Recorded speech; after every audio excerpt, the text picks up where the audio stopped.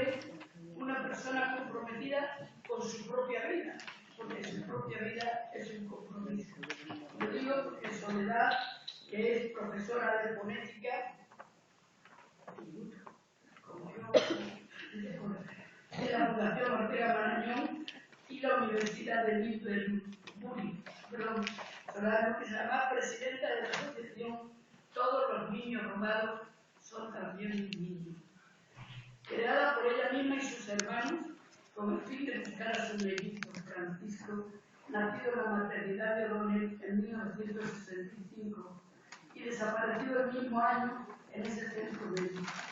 Además, la asociación tiene como fin social ayudar con sus actividades reivindicativas a la búsqueda de otras víctimas, así como sensibilizar, concienciar y movilizar a la sociedad española ante una de las mayores atrocidades que ha vivido nuestro país, el robo de bebés.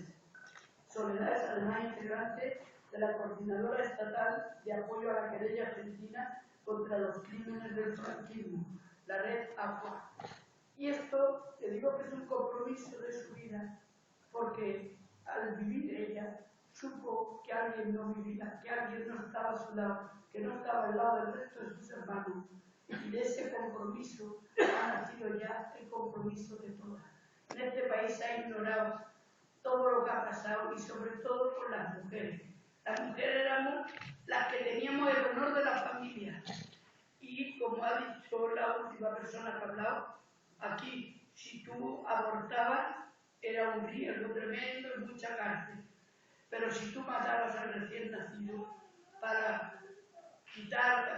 luchar que no se pierda el honor de la familia, entonces no tenía ni siquiera condena por matar a una persona ya nacida, porque lo que estaba librando era el honor.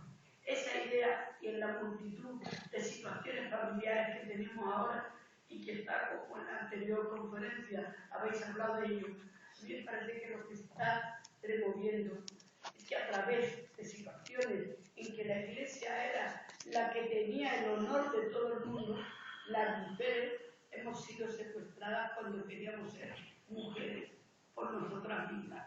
Y lo que hemos dicho es cómo estaban las leyes, que aquí los hombres a los 21 años eran mayores de edad y nosotros a los 21 años lo único que podíamos hacer era casarnos o meternos monjas. En un caso porque te ibas a las manos de un hombre y en el otro porque te protegía Dios. Pero si tú te querías ir solita y andando, tenías que esperar hasta los 23 e incluso hasta los 25, porque tenías que estar sometido a la patria potestad de tu padre.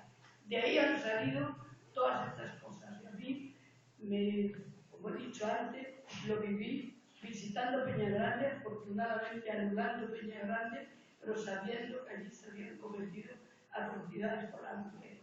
De esa lucha por conquistar la verdad, que ahora la podemos estar apoyando mucha gente, la conquista de la verdad en nuestro país.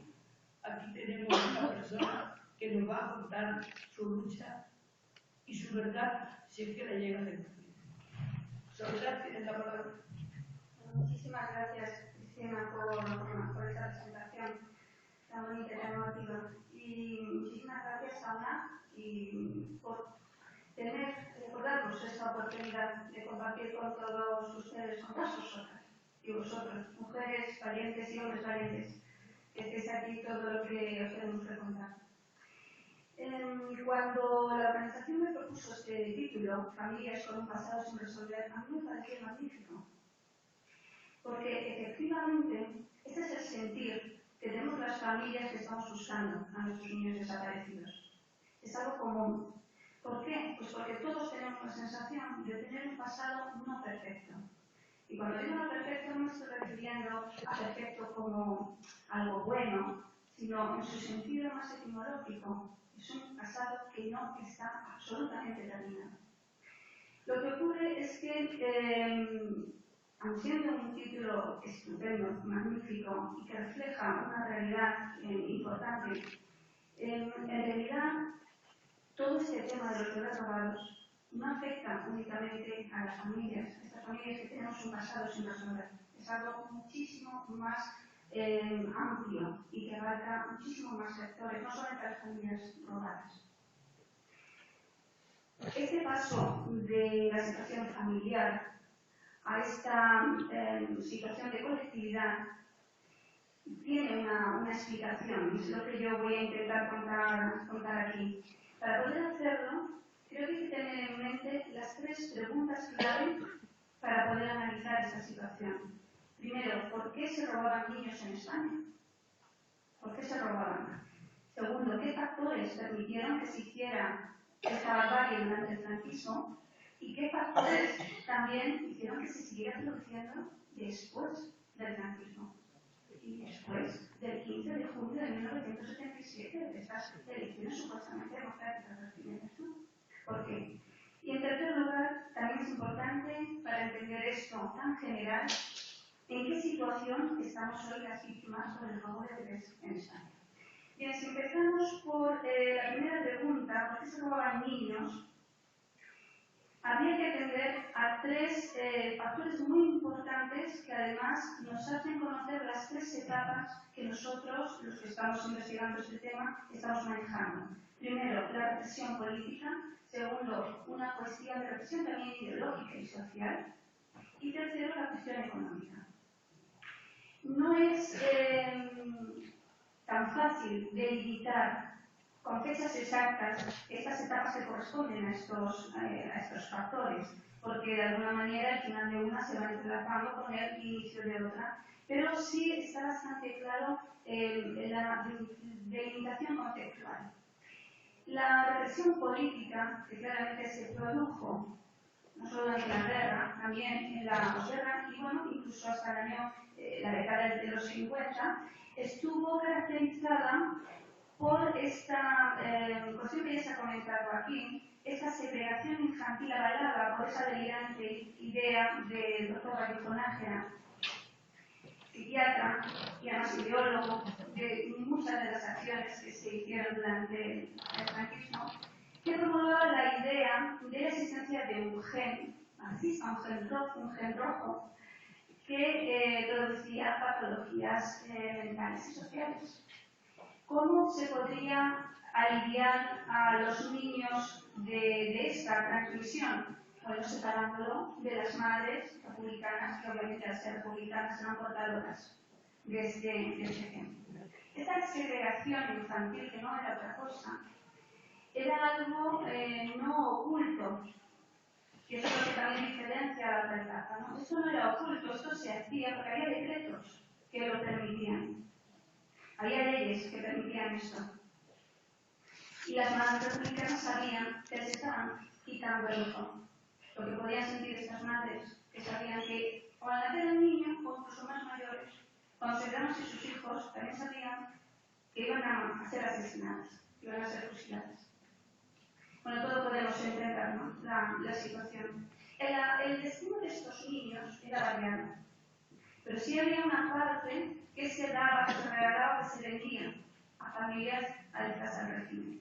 Esto también abrió una etapa, podríamos decir que esto fue esa transición hacia esta segunda etapa que nosotros denominamos ideológica, religiosa, social, donde a lo mejor estas leyes ya no actuaban, y ya el robo de niños no era una cuestión que se produjera por derecho absolutamente ilegítimo, pero por leyes, sino por una cuestión de hecho, y de hecho consentido, y de hecho continuado.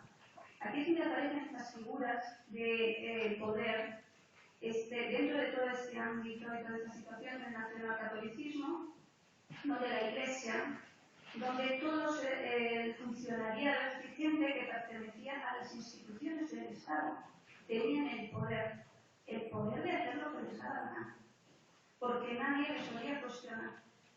Era imposible. Claro que no había una ley, pero sí había una actitud totalmente respaldada y totalmente protegida por la impunidad que había en aquel momento. En esta etapa es donde se sitúan estos 300.000 niños de los que hablaba Consuelo. Es una estimación, no es un número que por lo menos a mi asociación nos guste manejar. Sabéis que hay varias cifras, se habla de una cifra de 30.000 niños hasta el año 52, que es la cifra que aparece en el auto del Cortarzón, del 2008, pero a partir del año 52 se produce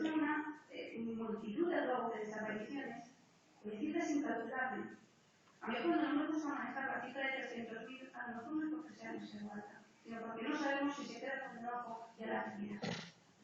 Y para que no se haga realmente un estudio en estadística, no se va a poder saber por qué va a ser difícil hacer esta estadística, porque si se hace de manera oficial se está reconociendo un problema. Por tanto, lo vamos a tener muy difícil para saber realmente cuál es la cifra exacta, pero desde luego es altísima, es altísima. En esta situación, en esta segunda etapa, podríamos decir que el objetivo, las familias que eran el objetivo del robo,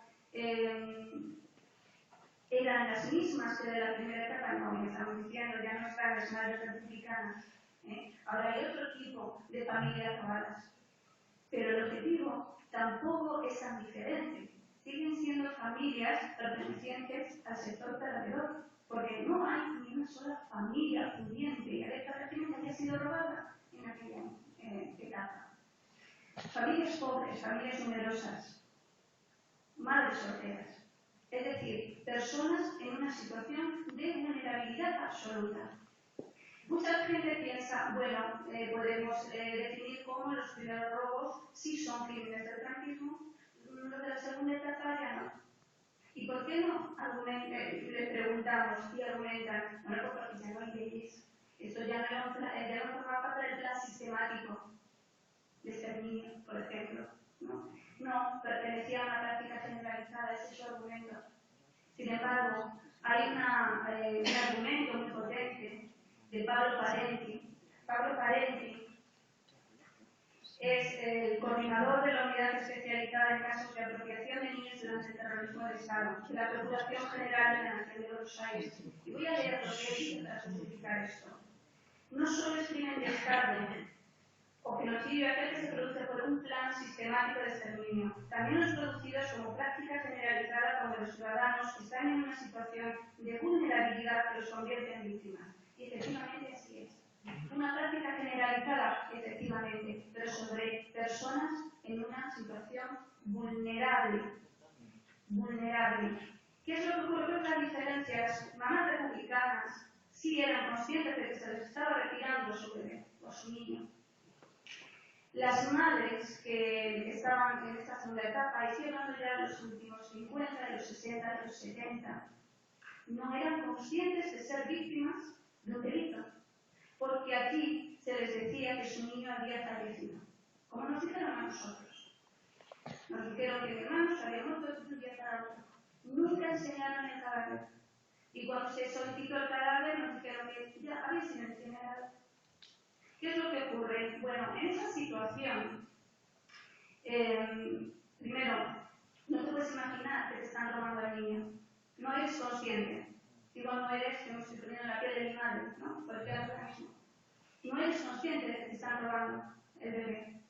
Por tanto, tú no puedes hacer una protesta, una denuncia sobre algo de lo que no eres consciente. Si puedes protestar sobre el maltrato que te están infligiendo, que están dejando encerrar a tu hijo, ¿no? Bueno, en esta segunda etapa no se sitúa esa gran cantidad de bebés que antes mencionaba Consuelo, pero además había una tercera etapa, que sería una etapa que ya está más, claro, un negocio, ¿no? Que ya está más relacionada con el móvil económico. Podríamos decir que en las otras etapas no había ese móvil económico, porque ya también, porque los niños se vendían también. Pero aquí, bueno, no podríamos determinar ya después de la dictadura si esa represión ideológica social, yo opino que sí, la seguía habiendo. Pero evidentemente hay muchos más casos también que se reconocen como que los padres adoptivos pagaron una cantidad de dinero extrema a la hora de adquirir esta mercancía. Porque los niños, cuando nosotros hablamos de niños robados, no suele gustar mucho, pero empleamos esa palabra robar porque sabemos que las personas no se roban cosas. Pero es que la cosificación que fueron objetos de esos niños hace que se denominen niños robados. Y además fueron robados de su identidad. Se les robó su identidad. Bien. La tercera etapa, que ya estamos hablando de los últimos años, primeros años 80, es cuando se producen estos casos de realizaciones, de purificación de Pigón, que ahora están más en los medios de comunicación. Claro, nosotros lo que nos sorprende aquí es cómo es posible que estos delitos se sigan produciendo. Cuando se produce una dictadura, pues es deleznable, es horrible, pero ¿cómo es posible que eso se continúe haciendo? Bueno, creo que aquí tengo que referirme a María, porque cuando ella dice, bueno, aquí no hubo una transición, una transmisión, ¿no? Pues efectivamente, esa frase quiero que sepas que te la he copiado, que la estoy usando y que me la he copiado de ella, porque define perfectamente lo que pasó. Las instituciones no se democratizaron, por lo menos no de la noche a la mañana. Tardó bastante. Sí, y incluso lo puedo plantear, se han democratizado desde luego no en aquel momento. Y las personas que actuaban, en concreto en este momento, estamos hablando de los médicos, por ejemplo, ¿no? De las religiosas. Las personas que actuaban en los 70, en los 60, siguieron haciéndolo en los 80. Los directores de las clínicas siguieron trabajando en sus cargos de poder muchos años después de llegar la democracia. Bien, estas tres etapas que responden un poco a estos motivos. Tenemos que ir a diferentes etapas, hay diferentes motivos. ¿Realmente hay una frontera entre una y otra? Pues no, porque todas, absolutamente todas estas tres etapas, están unidas por el hilo conductor de la impunidad. En cuanto a la segunda pregunta, ¿qué factores permitieron que se hiciera esto durante el franquismo? Bueno, pues claramente hay tres. Y también se ha hablado de estos factores, sobre todo de ellos estos días. El silencio, el miedo y la impunidad, que acabamos de mencionar. El silencio y el miedo por parte de las víctimas y la impunidad por parte del poderoso. En cuanto al silencio y al miedo que tuvieron las víctimas, yo creo que no hay que utilizar mucho tiempo para explicar esto, porque todos sabemos la situación en que estaban nuestras madres, las familias. Cuando digo nuestras madres es porque, por lo que voy a contar a continuación, que los padres, por supuesto, no se quedan libres de este terror. Cuando una madre daba a luz, normalmente estaba sola y no podía, cuando le retiraban al niño porque estaba malo, porque tenía que contar un poquito de consuelo, estaba malo, está enfermito, en nuestro caso está bajo de peso, lo llevan a la incubadora, se puede ir recuperando o no. El resultado es que el niño fallece, entre comillas, supuestamente, fallece de un día para otro, y ese niño nunca es mostrado a la madre. Nunca. En ocasiones sí al padre. Y el padre muchas veces no reconoce en ese cuerpecito y hace a su hijo o a su hija. Pero la madre, que sí podría reconocerlo, por cuestiones obvias que todos sabemos, o que todas sabemos, nunca ve a ese bebé. Nunca. ¿Esto qué significa? Significa que esa madre se va a su casa sin poder enterrar a su hijo, con un duelo que jamás podrá enterrar, que nunca se termina de enterrar. Y cuando se atreven a mostrar ciertas dudas, ciertas sospechas, lo normal es que no lo digan ni siquiera en voz alta, pero cuando se atreven, son tomadas por, bueno, pues mujeres trastornadas que no han superado la muerte del bebé. Por favor, claro, y ten cuidadito porque como digas muchas cosas, te internamos en la planta de psiquiatría. Y eso ha sucedido, Ni siquiera su pareja, ni siquiera sus otros hijos, si los tuviera, ni siquiera su familia las creen, porque es algo tan horrible que eso solamente lo puede percibir la madre que pierde a su hijo, pero es imposible que lo pueda percibir otra persona. Es imposible que eso uno lo pueda entender si no has parido. Eso es así. Bien, ¿esto qué es lo que pasa? ¿Qué es lo que es el resultado? Que las mujeres callan y piensan, bueno, pues serán imaginaciones mías, estaré loca, no sé, mejor me callo, porque además tengo hijos a los que tengo que cuidar, a ver si me van a internar. Cuando pasa el tiempo y empiezan a surgir estos casos en los medios de comunicación, porque son los propios niños ya mayores, hombres y mujeres, que dan el paso hacia la búsqueda de sus orígenes porque sus padres adoptivos les confiesan que fueron comprados cuando se están muriendo los padres, o siempre para no marcharse con ese peso en la conciencia. Y entonces los niños dan el paso y salen en televisión. Y las madres, estas que fueron tomadas por locas, las que nunca pudieron hablar durante décadas, empiezan a pensar que quizá eso que están viendo les ocurrió a ellas. Y que a lo mejor ese niño que está buscando a su madre es su propio hijo. Esa es la cuestión. Y entonces, ¿qué es lo que ocurre? Que el silencio empieza a romperse. El silencio empieza a romperse, pero no del todo. No del todo. Porque en aquellos casos donde se han podido producir algún reencuentro, tampoco han querido decirlo. Los niños, porque no quieren hacer daño a sus padres adoptivos. Y cuando salen a la luz es comprensible. Esos niños han vivido con esas familias. Esa es su familia. Y eso lo tenemos que entender las familias que buscamos. Y tenemos que respetarlo. Pero ¿qué es lo que ocurre? Que el silencio se mantiene.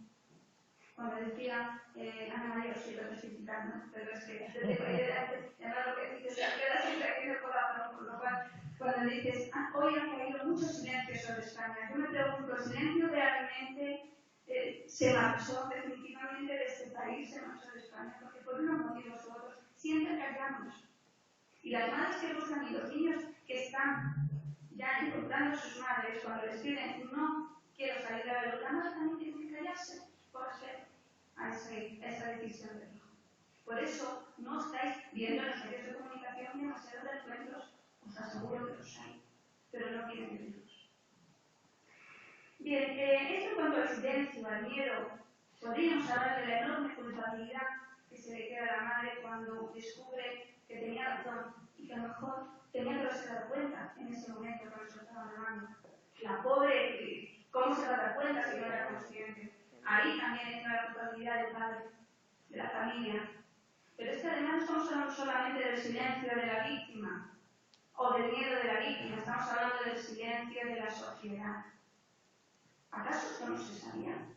Porque esto era Vox Populi. En los hospitales desaparecen los niños con... Yo fui a dar a luz a mi hija en el año 1996. Una vecina me dijo, ten cuidado, vigilada siempre, porque los niños desaparecen en las clínicas. Y yo que en aquel momento estaba feliz de parir a mi hija, y son un pobre ángel, se me llamaban pobre ángel, ¿qué cosas me está diciendo, no? ¿Qué se me está yendo la cabeza? Pues no, pues es que los niños desaparecían.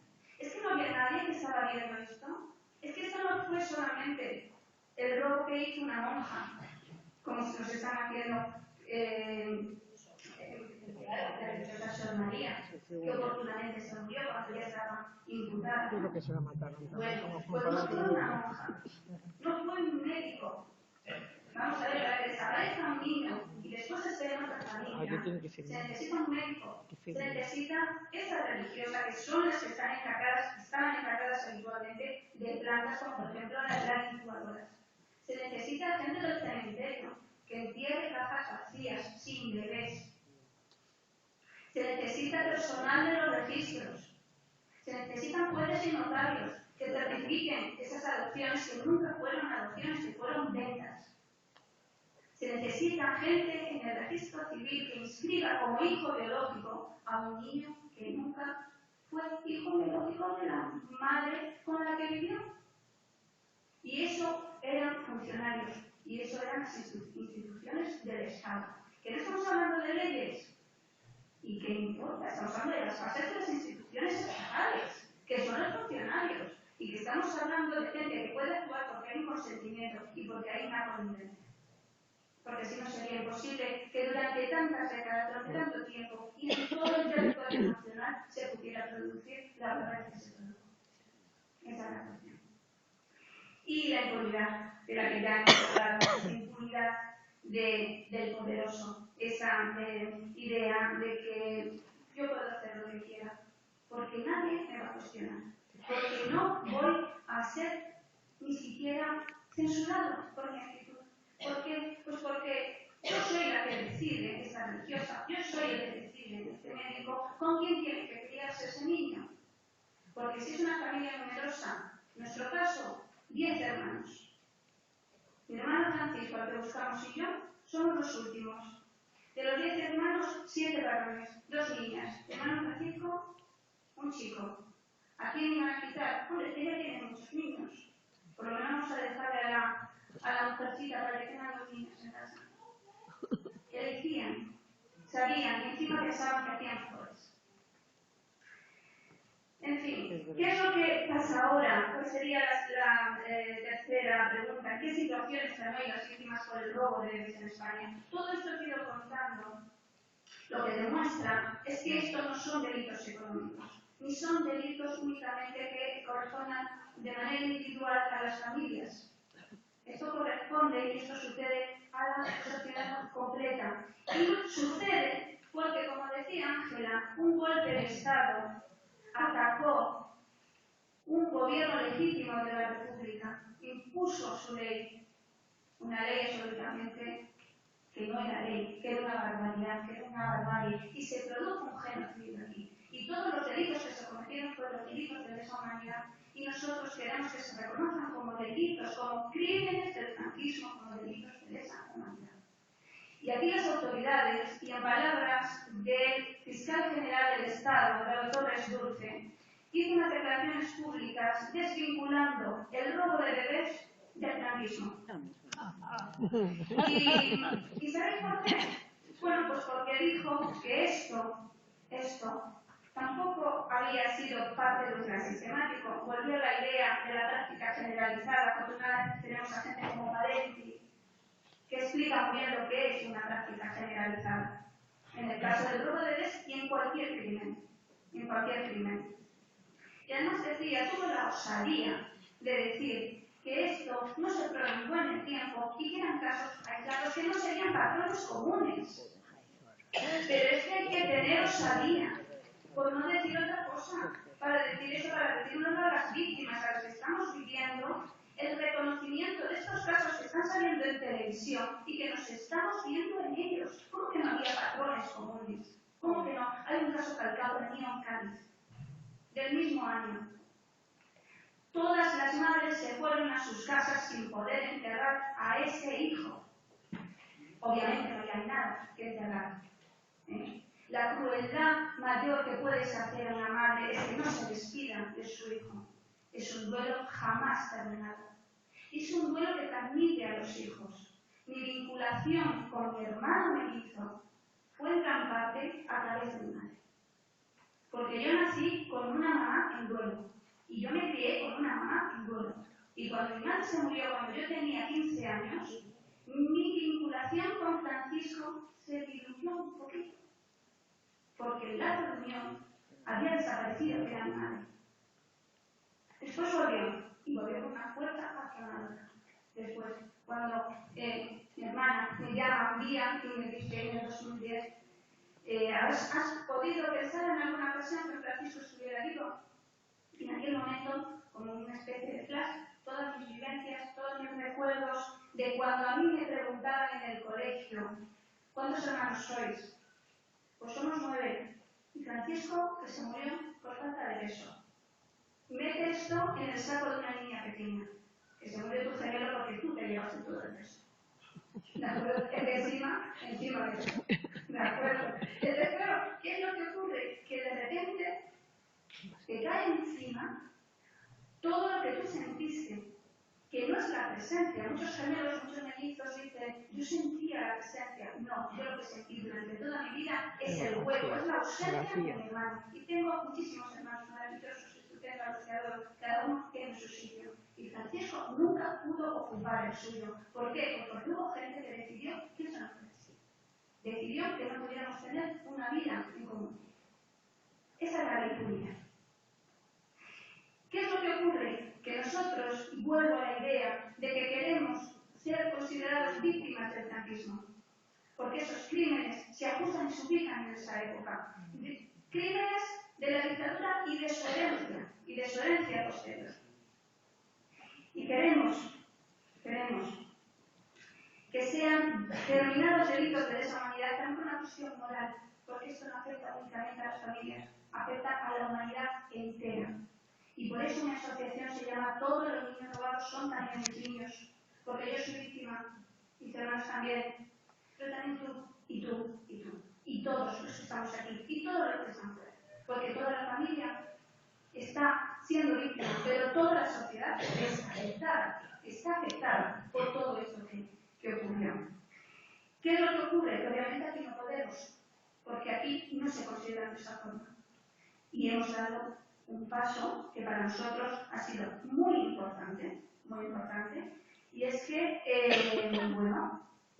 lógicamente, al ubicarse nuestra causa, el robo de bebés, en una etapa, en una situación donde no fuimos los únicos, las únicas víctimas. Aquí se produjeron unos crímenes horribles, tremendos. Creo que no llegamos a entender la podredumbre que había aquí, en este país. Víctimas de todo tipo, de trabajo esclavo, de preventorios, que tengo aquí a gente muy querida de los preventorios. Presos, torturados. Y no estamos hablando de torturas ni de presos de los años 40. Estamos hablando de los años 70.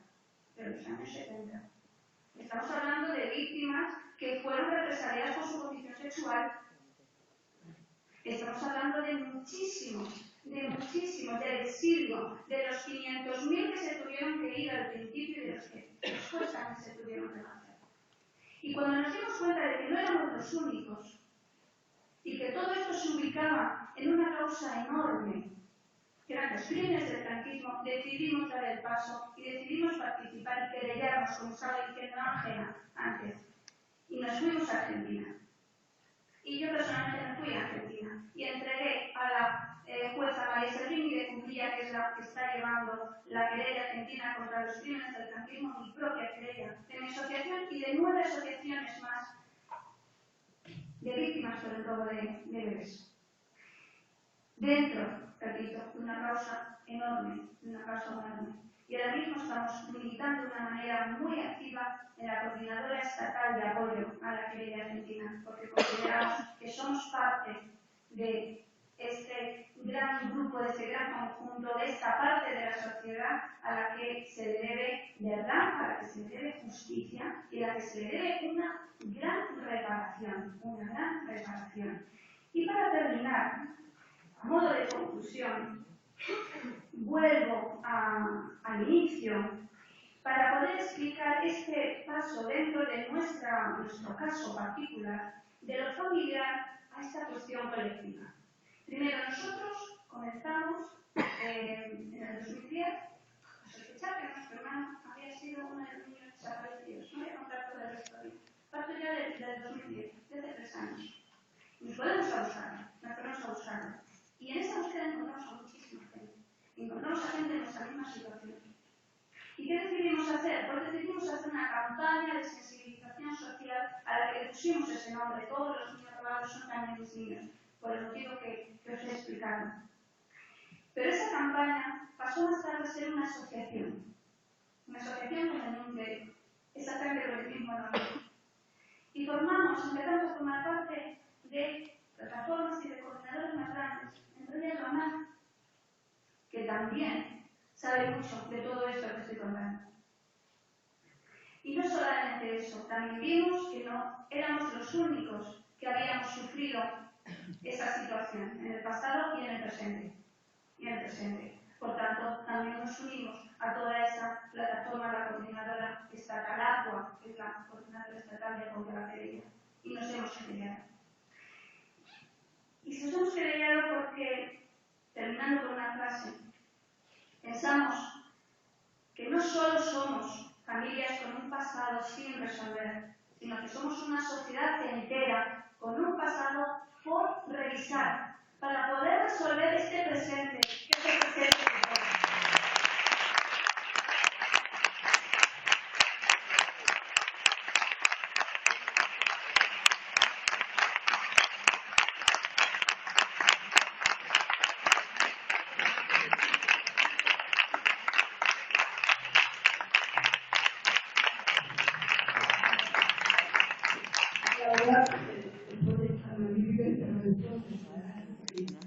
Yo creo que estamos un poco fuera de hora, pero no he sido responsable porque creo que se ajusta al tiempo que teníamos, pero a mí no me gustaría pasar, sí, que se diera lugar a un coloquio que hizo añadir que hace poco ha estado aquí un grupo de Naciones Unidas sobre desaparición forzada, que se han entrevistado además con las entidades que se dedican al robo de niños, porque han sido incluidos como una de las consecuencias del franquismo, bien como exterminio político, bien como exterminio moral, social, religioso, o bien como exterminio económico, que al final es la compraventa, y que hay grupos que están hoy luchando en el Reino Unido también por la compraventa del bien. Pero eso tiene que estar incluido en el derecho a acabar con la impunidad que ha habido en este país con el franquismo, que el franquismo se considere un delito, su exaltación, y que no nos venga la alcaldesa de Gijona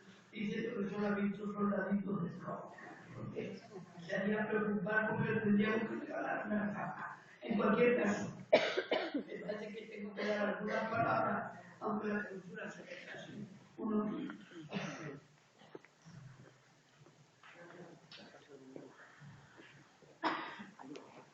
Hola, muchas gracias por decir un abrazo. Tengo una curiosidad, porque yo también soy creyente, veo otras compañeras por aquí de profesor, profesora de la Argentina, les hablaba un poquito de esto, y les había gustado ahora últimamente que todo el mundo sabe de la participación de diferentes servicios de sus procuradores. Tengo curiosidad si en nuestro caso de las asociaciones de derechos humanos que están personados en la querella, tenéis planteadas imputaciones a esta gente, como médicos o monjas o como matronas. Sería importante que lo desconozco, de verdad, fíjate que estoy un poquito metida en el ajo, pero sería muy importante que nos lo aclararan también. Te lo cuento rápidamente.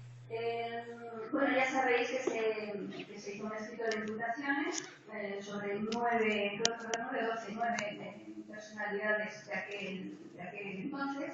Y bueno, se consiguió que la jueza librara órdenes de detención hacia 4. 2 de ellos murieron, habían muerto ya, pero los otros 2, uno de ellos el famoso, desgraciadamente famoso Miguel Niño y también el Guardia Civil Muñecas, son los que están ahora mismo no solamente imputados, sino en busca y captura. El juez Ruth, que es el que lleva este tema, ha dicho que él no va a detenerlos. No va a detenerlos aun teniendo las órdenes de detención que le ha pasado el Interpol. Porque, bueno, pues dice que total, que aquí en España que no se van a escapar, porque cuando estén en el aeropuerto ya se los van a detener, pues que no es necesario detenerlos. Y está esperando las órdenes de extradición, que no sabemos muy bien en qué limbo diplomático está. Sabemos que ya han salido de Argentina y bueno, estarán pronto en la Audiencia Nacional de manos del juez para que sean extraditados. Lo que ocurra después, ya con estas 2 extradiciones, pues tenemos que ir viéndolo poco a poco. Yo tengo una fe absoluta en esta querella y sé que puede funcionar. Y si no, este juez dice que no, bueno, pues ya haremos cositas para que cambie de opinión o para hacerlo de otra forma. En cuanto a los médicos, bien, por supuesto que se van a hacer más escritos de imputaciones. Y en este y en el próximo ya hay preparados 2 nombres de médicos y de una religiosa relacionados con el robo de bebés. Sí, ahora ya nos toca también a nosotros. Antes estos imputados tenían que ver con las torturas a presos del franquismo. Lo apoyamos absolutamente porque su causa es mi causa también, como víctimas todos del franquismo, pero bueno, ahora pues yo me siento muy satisfecha de decir que afortunadamente ya se va acercando el momento en que nosotros tengamos esos imputados en ese escrito. Sí. Muy bien, muy bueno. Hola, otra vez. A ver, yo voy más para atrás y pienso en las madres. Hay 300.000 mujeres silenciadas, calladas y culpabilizadas, a las cuales no hemos podido llegar o no hemos podido arrancar ese silencio. Hacerle ver que ellas no son culpables y que ellas son víctimas. ¿Cómo se puede llegar a esas mujeres? ¿Cómo podemos hacerlo? 300.000 personas es una ciudad media. Imaginaros una ciudad, una persona uno detrás de otra. 300.000 personas que se sienten culpables en vez de víctimas. Claro. Sí, esa es una de las funciones de las asociaciones. Una de las funciones que, desde luego, nuestra asociación tiene que ser el acompañamiento, el asesorar, el escuchar. Y el informar. La información es primordial para que estas madres, estas mujeres, efectivamente, sabiéndose víctimas, que no son, no se sientan culpables. Los únicos culpables son los criminales que robaron a nuestros niños. Los únicos, ¿de acuerdo? Y el Estado que los ampara. Y ya está. Las madres no son víctimas. Efectivamente hacemos un trabajo de acompañamiento. Yo me puedo tirar incluso 2 horas hablando por teléfono con estas mujeres que no paran de llorar y que no paran de decir ¿y por qué no me di cuenta? ¿Y por qué no me di cuenta? ¿Cómo te vas a dar cuenta? Yo en aquel momento no podías darte cuenta. Tú esa hora cuando ya sabes que esto ha ocurrido, cuando tienes que dar el paso, no nos quedemos con el me he enterado. La verdad es muy importante el saber lo que ocurrió, pero también es importante la justicia. Y también tienes que dar el paso para denunciar. Tienen a veces miedo a poner una denuncia. La denuncia es una frontera. Entregar un papel en la fiscalía o en el juzgado o en una comisaría es algo que puede parecer banal, no lo es en absoluto. Es algo muy importante, porque es reconocer que necesitas y que estás exigiendo justicia. Eso es importante, muy importante. Efectivamente, estamos hablando de 300.000 desapariciones. Ya digo, con el cuidado que hay que tener con esas estimaciones, a nosotros no nos gusta mucho, pero bueno, 300.000 mujeres, 300.000 familias, porque principalmente la madre, pero los hermanos, también el padre, ¿no? Que llega un momento en que también se reconoce en esa situación. Y el trabajo de las asociaciones es un trabajo primordial. ¿Y qué es lo que ocurre? Que no tenemos recursos para poder hacerlo. Porque ojalá yo pudiera irme sin que esa señora se tuviera que gastar dinero en el móvil, o me lo tuviera que gastar yo, y tuviéramos una subvención, o tuviéramos un recurso, tuviéramos algo, profesionales a nuestra disposición, psicólogos. Yo actúo de psicóloga, yo no soy psicóloga. Yo soy una víctima que al haber vivido eso puedo entender muchas cosas. Y pensando en mi madre, puedo entender muchas cosas también entender. Entonces, bueno, las asociaciones, una de nuestras reivindicaciones es que nos doten de recursos para poder hacer esa labor, que es una labor primordial, el que las mujeres, que no lo olvidemos, fueron objeto de un acto de violencia extraordinaria, horrible, cuando les robaron a su bebé, porque no solamente roban un bebé, por favor, vamos a quitarnos esa idea de la cabeza. No solo roban un bebé, roban un niño, roban un adolescente, roban a un joven, roban a un adulto, roban una vida, porque tú te has perdido como madre, como hermano, todas esas etapas de crecimiento. Te has perdido la vida con tu hijo. Entonces,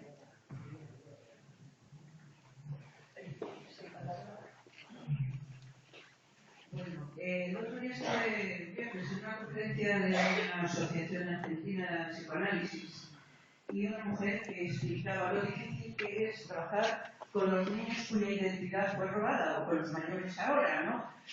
Porque incluso, como todos sabemos, hay muchos que niegan el querer y se han ido del país incluso para no encontrarse con sus madres, como quizás es una familia más humilde. Y el egoísmo también anda por medio y todo lo que el inconsciente va archivando, más el consciente con todos los valores de una sociedad cuya familia es mucho más potente y prepotente que la que perdió, que esta mujer, pues, en Argentina por lo menos, sí, ha habido mecanismos de red, asociaciones o como digamos que le llamemos de psicoanálisis o psicoanalistas o psicólogos que han ofrecido esta posibilidad. claro. No hubo, bueno, la ley del punto final aquí, lo de transmisión en vez de transición, que ahora, por cierto, muy de actualidad, ayer veía una entrevista a un periodista, que no voy a decir el nombre para no hacer la publicidad de la que ya tiene, pues ensalzando la transición, y era el jefe de prensa de Suárez, bueno, aquí la democracia nos la trajo Suárez. Yo no quiero quitar méritos a Suárez porque he visto lo que ha venido después, verdaderamente, y el hilo de víboras que tenía dentro de su partido. Pero vamos aquí, es que no se reconoce la labor de partidos que lucharon y se pusieron a cara cárceles, muertes, torturas, etcétera, etcétera. Incluso en la transición hubo muchas muertes. Y eso todo, ¿a dónde quiero llegar? A que se dio a una sociedad carente de empatía, de tal suerte que esa complicidad de enfermeras y todo el personal que rodeaba y coadyuvaba a que esto se pudiera producir, no haya calado siquiera la empatía imprescindible que yo me admiro de cómo mucha gente te niega, y son personas normales con las que tomas café, el querer abrir heridas tan ya cerradas, negándole incluso a las víctimas su capacidad de sentir. Pero tú me vas a quitar a mí el sentimiento. Mira, yo no he tenido a nadie en mi familia, ni de niños robados, ni de torturados, ni de presos. Pero soy capaz de ponerme en el lugar de esas personas que quieren rescatar a sus muertos, que quieren saber de sus hermanos, por favor, y que aquí la mayor parte de la sociedad te conteste con esas salidas. Pero qué anestesia se ha producido socialmente, qué lavado de cerebro hizo el franquismo tan eficaz. Y luego se dio la transición y aquí andamos como andamos. Yo verdaderamente quisiera hacer un llamamiento de que